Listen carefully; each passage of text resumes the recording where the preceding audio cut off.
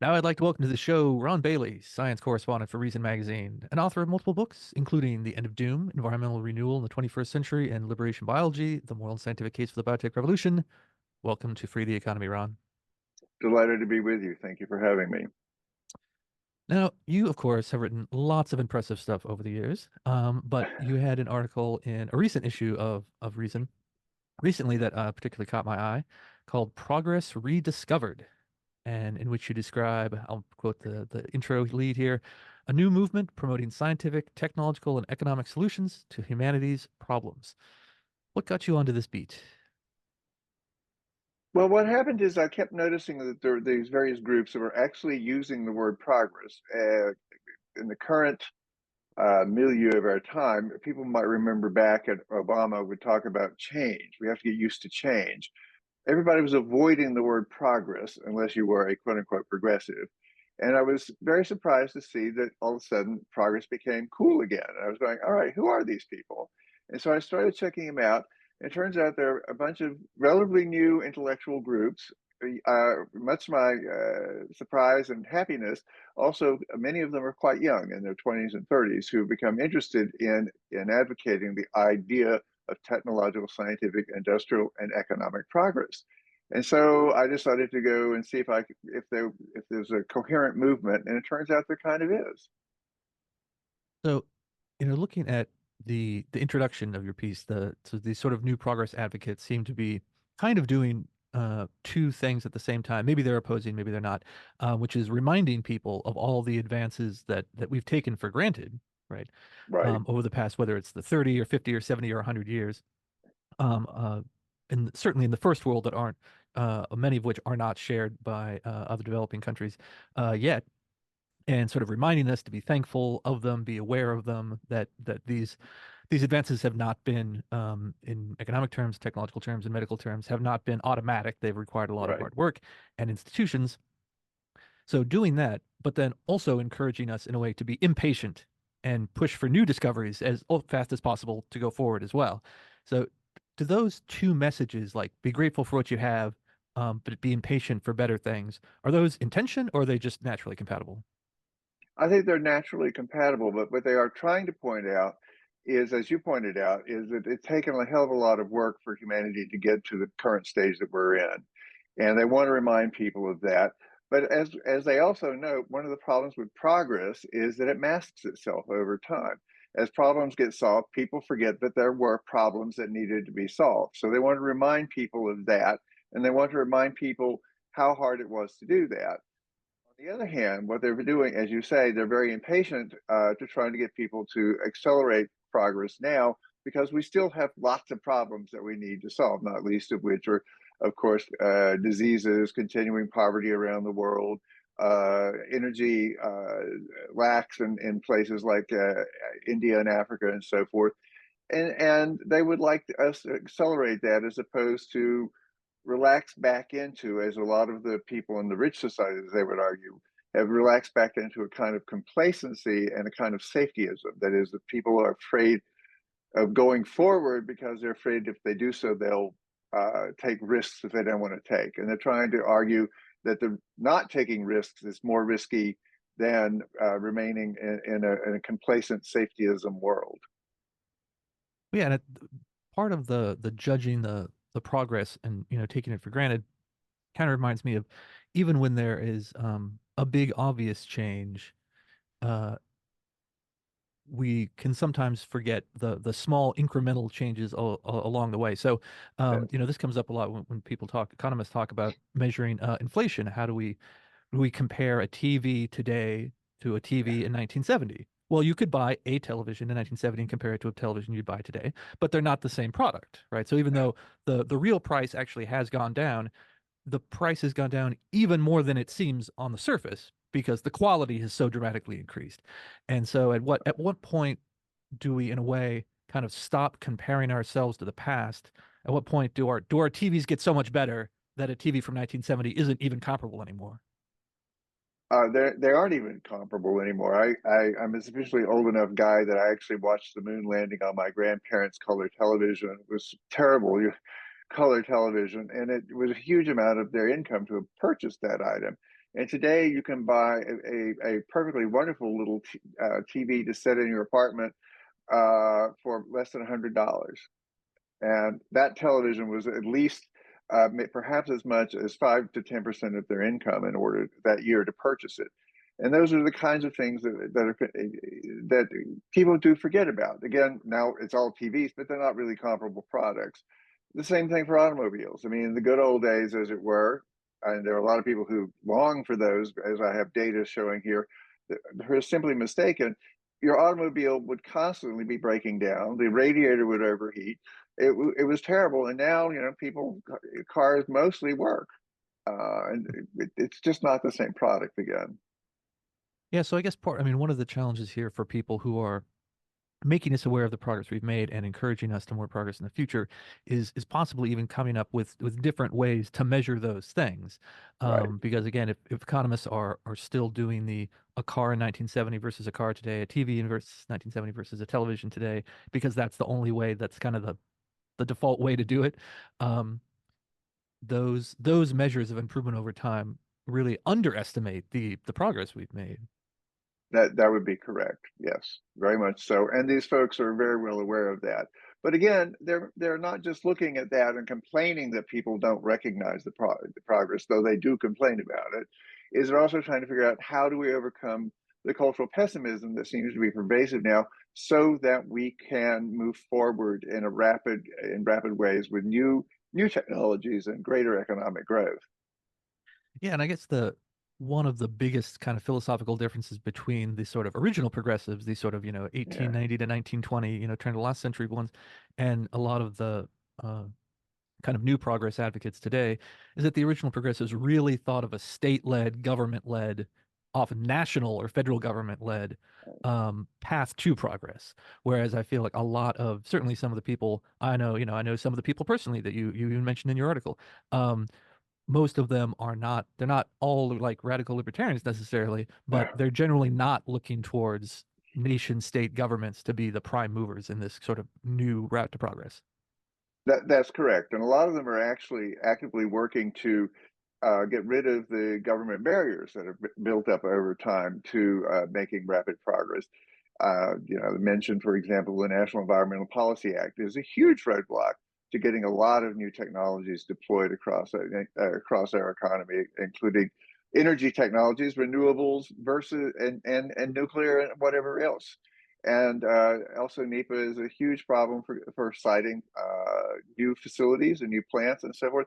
And so they're focusing on how to, if you will, cut through the regulatory underbrush that has grown up, so that we can again get on the path to deploying new technologies. Another aspect that some of them, unfortunately, I think have a charming but wrong-headed uh, regard for government funding of research and development.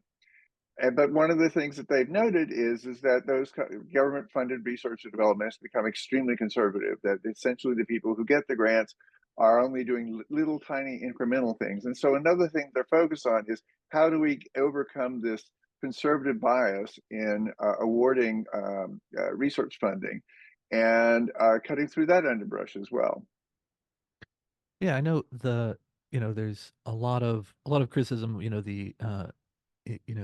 military industrial complex that, President Eisenhower sort of warned us about, but Yeah, also this sort of scientific industrial complex where if all of our, more of science, both sort of basic science and applied medical science, if that funding comes through the government, you're going to have a sort of inherently not conservatively political, but temperamentally it could, right. conservative, that is, approach to things where and we know this, and you better than I, being a science writer, about when it comes to everything from tenure committees and who gets invited to serve on the boards of scientific groups.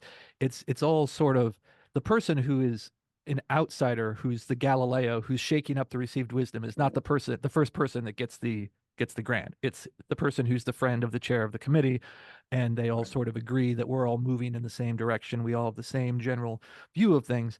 And so I think with any sort of bureaucratic structure, I mean, it's a problem with putting, in my view, through governmental institutions in the first place, is that you're always going to have that sort of sclerosis and institutional conservatism that is the opposite of what I think a lot of the advocates we're talking about here want. They want the big moonshot, crazy idea Right. that just might work. Right. High risk, high reward research is what they're aiming to find, figure out how to unencumber, and so that we can go forward more rapidly over time. And so it seems like you talked about some people who are sort of like wary of too much change, things moving too fast. Yeah. And it seems like our tolerance for pro-progress policies is sort of a function by how much we think what comes next will actually constitute progress and will be an improvement. Um, how sort of, Yeah. again, sort of temperamentally pessimistic or optimistic we are. And so, I've read some of these poll results before about how sort of unfortunately little optimism there seems to be in general, in countries all around the world. But you quote someone that in your article that were kind of shocking, I think, even for me, Yeah. who's read in some of this stuff, where the percentage of people in developed countries, if you ask them just a straight up question, do you think the world is getting better? Which is a little bit different from, do you think it could get better in the future if things are different, but do you think it's currently getting any better? 6% of Americans in 2016 agreed with that, and Yes, that is other shocking. single digit numbers in other developed countries. But you also mentioned that 41% of people in China agreed, yeah, the world's getting better. So giant difference between a big but still developing country versus countries like the US, UK, or Germany. So that's weird on its own, I think. And so there's almost an inverse relationship between the most advanced rich countries and living standards and optimism. So I guess the question is whether, do you think that's because emerging economies grow faster, Yeah. right? They've got more headroom ahead of them, and so people who live there, they can see things getting better more obviously. Whereas the further you are along, you kind of have less capacity for fast growth. In which case, that would be like a legit reason why these numbers are different. Or is there just something about like affluence that makes us bored and decadent and filled with existential ennui, and it's just doomerism is a luxury good that we're consuming? Well, you're right about the emerging economies. If your economy doubles over the course of your lifetime, you see a lot of progress, and that's what Mhm. happened in China. This is why they could say, yes, things are a lot better than they used to be. On the other hand, I do think that, as you put it, doomerism is a kind of a luxury good. One of the other things, of course, is that, and this is, as a journalist, I'm well aware of this problem in the media, is news is things that go wrong. Progress is stuff that's in the background that nobody happens to notice, and so you don't get it reported. One of the ways that people have thought about it is, it takes years to build a nice house, but a fire destroys it in an hour, and that gets on the news, not the Right. fact that the house got built. And so people focus on, as the news does, on the things that are going wrong, which is good in a certain sense because it's identifying problems. But if all you see is or hear are problems and not hear the solutions, then you tend to get a more doomeristic approach, I guess, an idea. Which is why one of the groups, Works in Progress, is basically an online magazine which is trying to explain, if you will, how progress works, and replace people's notion that it's all negative all the time. Well, yeah, I guess I'm sort of thinking of instances of this, and there may be some counterexamples when the progress, which has been sort of slow and incremental, and a lot of people have had to work on over a period of months or years, when there's sort of a big announcement. So when there's SpaceX or Blue Origin launch, Sure. that's cool, that's interesting, that gets on the news, people watch that and get excited about it. Um, or a new medicine or treatment sometimes gets announced. There's now a vaccine for X, Y, and Z. Um, that so there are moments where you can kind of turn slow progress into a news event, but Right. you kind of have to do that on purpose in order to, if you want to create kind of a broader societal effect like we're talking about. Right. I mean, I remember the first time I watched the two SpaceX boosters land simultaneously on the deck of the barge out in there. I literally cried. I thought it was so magnificent as a kind of thing that human beings are able to do, and it was beautiful. It was just beautiful. When was the last time you looked at a video of the SpaceX landing on a barge anymore?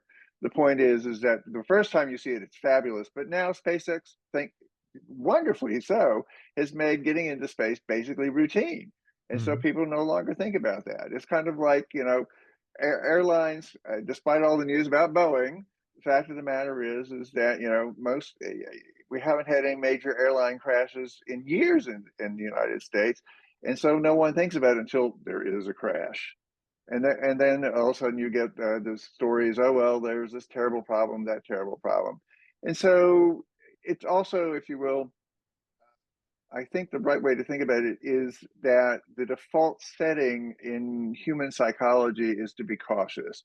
As an anthropologist once put it to me, is Ron, think about it this way, and I think you've heard this before. Think about it this way: if one of our ancestors heard some rustling in the bushes and said, "Oh, it was just the wind," and it turned out to be a lion, he got selected out. If the other guy said, "Well, it could be a lion," and ran away, we are the descendants of that person. Mhm. Right. So we are inherently more cautious. Well, yeah, and there's also I think this sort of comes into play with like the developing world versus developed world view of this.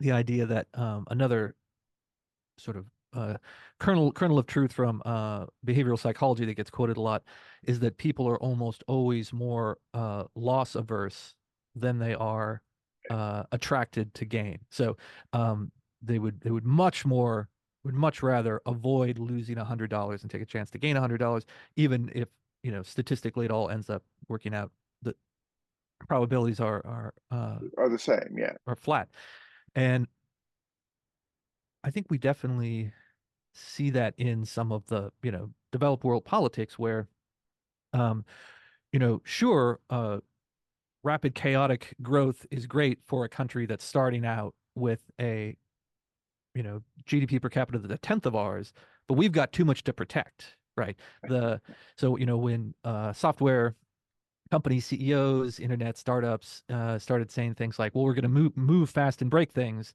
A lot of people said, well, I have some things I like. I don't want them to Yeah, be broken. So right. uh, I just wonder if there's any sort of way, sort of like rhetorical, political, social theory way to get around that risk aversion. Or do we do jujitsu? Do it? Is there a way to sort of show people actually it's not losing $100 versus gaining $100. It's losing $100 versus gaining $1,000, which with Which exponential is what it growth. really is, which is Mm, really what it is, actually. And that's why these people they're trying to make at the Institute for Progress and at Works in Progress and the Roots of Progress. These groups that I identify are trying to point out that basically you should take a small risk for a large gain.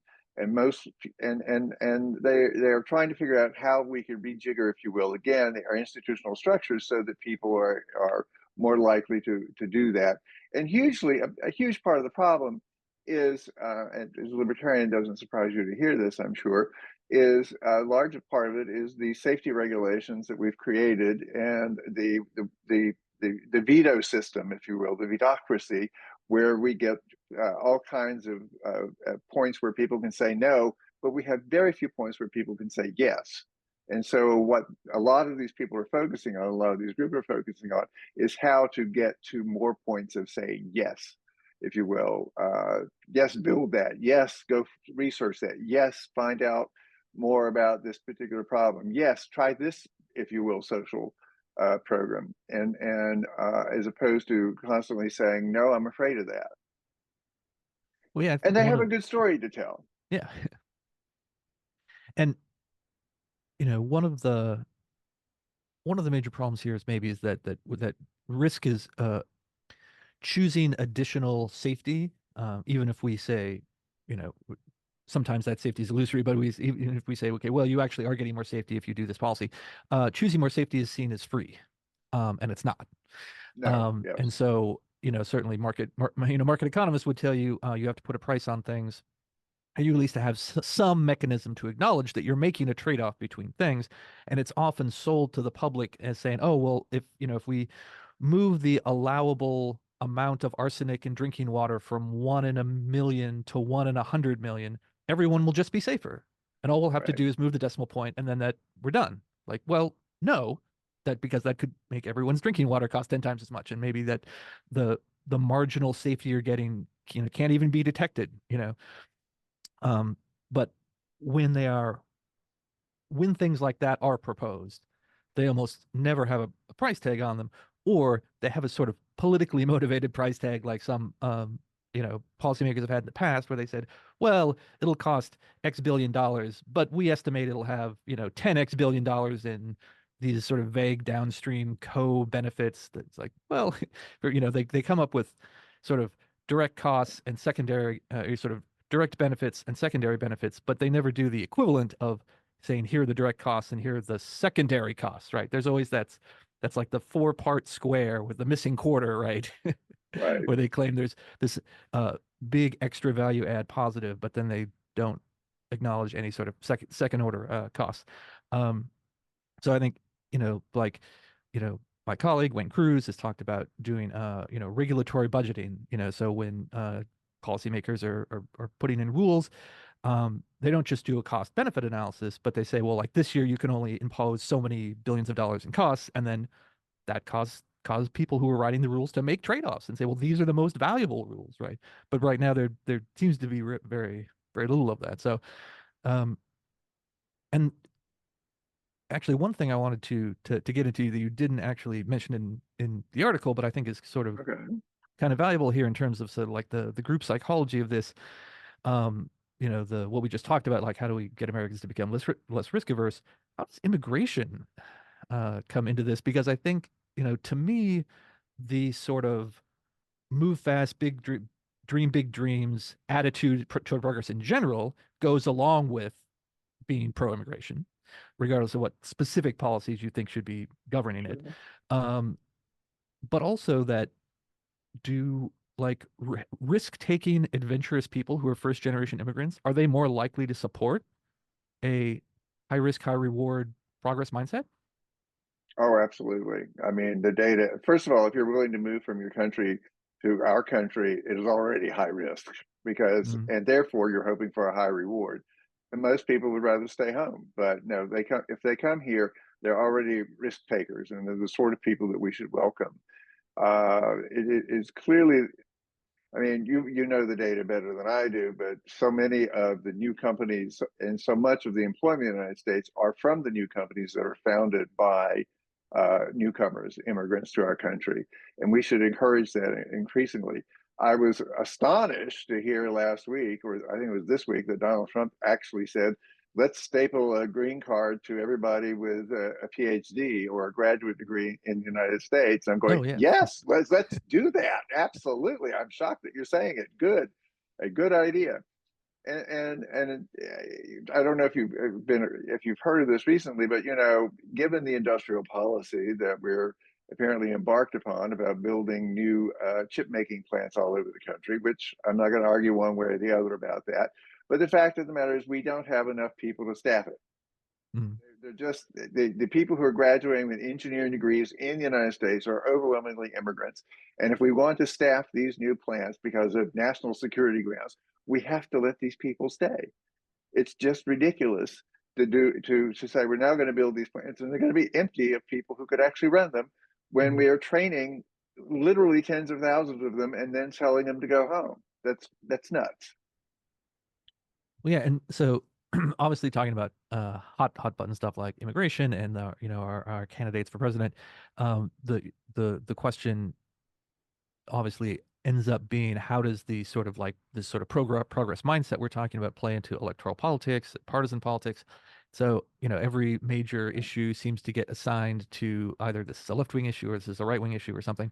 And, I would, on the one hand, getting one of the major parties to promote your ideas would be great if you currently have none. However, I'd hate for half of the country to be negatively polarized against Just it. Yeah. progress because it gets seen as, oh, well, that's just a Dem issue or the Republican issue. Um, I mean, is there a way to like really get people who are running for president, for office, for Congress to take this sort of bundle of ideas seriously without it becoming a red team, blue team thing?